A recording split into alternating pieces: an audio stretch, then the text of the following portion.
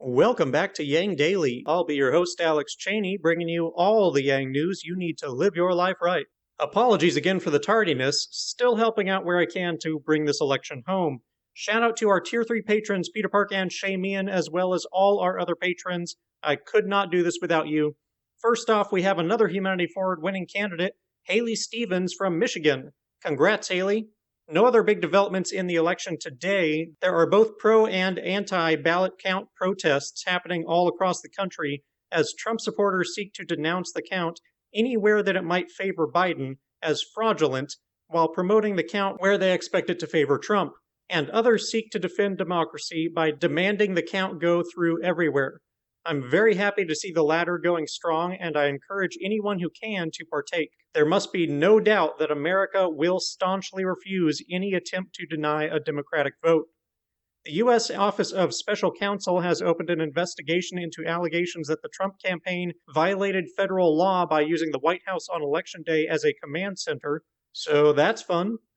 What's not fun at all is that the GOP is about to have more congresspeople in the House who are members of the conspiracy group QAnon than who are African American.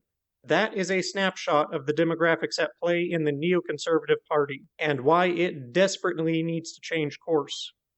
Colorado has joined the National Popular Vote Compact to give electoral votes to whomever wins the national popular vote, assuming enough states ever sign on to make it to 270 votes. We've talked about this before. I'd probably prefer a national popular vote over what we have now, simply because it would mean every vote matters, where right now, voters in partisan states do not really matter. I'd even more prefer proportional electoral votes so that everyone's vote matters and every area of the country matters in government, but either solution requires partisan states dominated by a single party to give up advantage for their party in order to make it happen. So I wouldn't count on either succeeding anytime soon.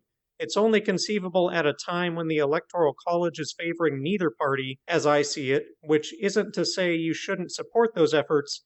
I just wouldn't sink too much time into them. I'd say focus more on voting reforms such as ranked choice voting or star voting and public campaign finance. I'm not entirely sure if this next one is new or not, but the Canadian Mental Health Association has endorsed UBI. I know there was a letter from Canadian health officials a while back, and I think we had a hospital association endorse it as well, but I think this is a separate organization.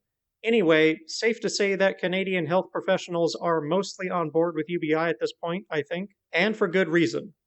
Scott wrote a new UBI article, this time explaining how it is liquid infrastructure. Basically, he points out that some products and services are more efficiently provided directly, but there will always be a need for unconditional cash to fill in the gaps in between and for needs that the government cannot anticipate.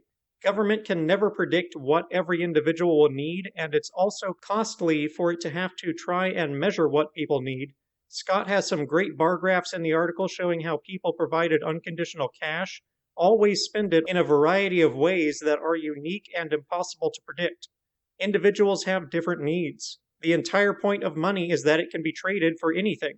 People will always know best what they need. Giving them the money to trade for it not only helps them more, it also costs less.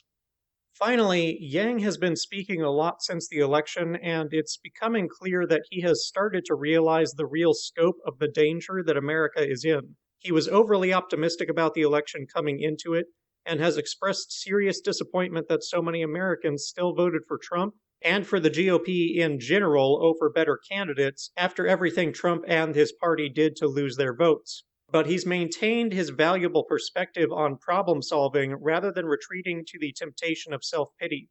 Andrew tweeted, quote, "If 68 million people do something, it's vital that we understand it," end quote. And he's right about that. If we want to solve Trumpism, we need to understand it.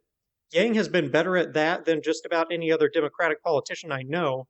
There were a lot of responses to his tweet from Yang Gang basically writing Trumpers off as unrecoverable deplorables and somehow thinking we'll just fix the country without them. I get why they say that. I feel the temptation too. It's easy to call them crazy or evil or treat them as enemies, but I gotta tell you, I don't see how that would work. There's no way you reform a broken nation when 1/3 is at war with another third. Trump voters must be part of the solution, and you don't rehabilitate radicals by demonizing them. Any expert on getting people out of hate groups will tell you that the rest of society treating them as deplorables only makes their tribal identity stronger, and that's what partisanship is. It's rival tribes. Yang Speaks had an episode interviewing an ex-Klan leader who now helps others leave the Klan, and I highly recommend listening to that. It will help you understand that hostility is not the solution. The way that Yang got so many Trump people on board with his campaign was in saying that he understood some of the problems that they were rebelling against, and that he had real solutions to those problems that they could be a part of. One thing to understand, not all Trump supporters are racist or sexist or stupid or hateful or theocratic or whatever other synonym for evil. Some voted for him because they're wholly focused on gun rights or abortion or court stacking or whatever else, and they've lost the forest through the trees. Some are desperate for economic change or an end to corruption in government and see a radical as the only chance of changing the status quo. Many are completely misinformed by their echo chamber and have no idea what they're really voting for. Most don't have a good understanding of how government or the economy or any of this work and what the real problems are. Some aren't paying any attention at all, so they just vote party line. It goes on and on. And it doesn't just happen on the right either. It just happens that the party on the right has embraced the worst possible ideologies. Our economy has been getting worse for the common citizen for 50 years, as wages fail to keep up with the cost of living and better jobs are replaced with worse, resulting in longer hours for less buying power and more debt. Our democratic system has become corrupted with partisan tribalism, and our legislative branch gridlocked by it, barring progress and reform. Our media has been twisted into for-profit political propaganda.